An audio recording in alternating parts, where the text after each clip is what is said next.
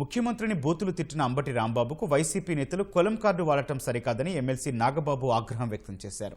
కాపు కులంపై గతంలో దారుణంగా మాట్లాడిన అంబటిని ఇప్పుడు ఆ కులానికి ఐకాన్గా చెప్పడమేంటని ప్రశ్నించారు. ఈ మేరకు నాగబాబు ఓ వీడియో విడుదల చేశారు. ముఖ్యమంత్రిని బూతులు తిడితే జైల్లో పెట్టక ముద్దెట్టుకుంటారా?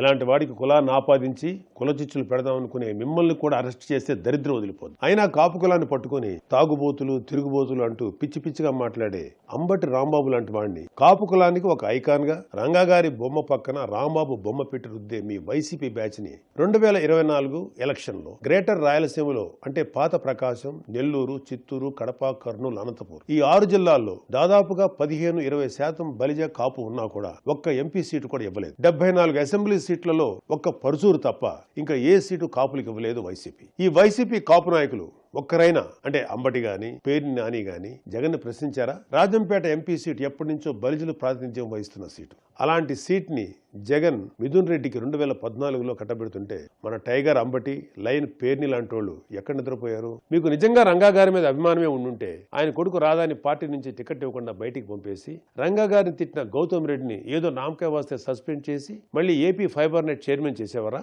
అసలు మేము కాపులమని చెప్పుకుంటూ వైసీపీకి సపోర్ట్ చేసే కాపులకి ఒకటే చెప్తున్నాం, కాపు నేస్తం లాంటి స్కీమ్స్ కూడా వైఎస్ఆర్ పేరు పెట్టినప్పుడు ఏం జగన్ అన్నా మీ నాయనకి మా కులానికి ఏంటి సంబంధం? మా కులంలో కూడా కోటి అమృత నాయుడు గారు, సికే నాయుడు గారు, ఒక పుంజాల శివశంకర్ లాంటి లెజెండ్స్ లేరా అని ఎప్పుడైనా అడిగారా మీ లీడర్ని? ముందు ఆయన అడిగి అప్పుడు పవన్ కళ్యాణ్ని ప్రశ్నించండి. ఇది జెన్-జీ జనరేషన్. కుర్రోళ్ళు ఏ అంటూ యమా స్పీడ్గా ఉన్నారు. మీరు ఇంకా రాంబాబు అంటూ రాజనాల కాలం నాటి రాజకీయం చేస్తామంటే మీకు నెక్స్ట్ టైం ఈ 11 కూడా రావు.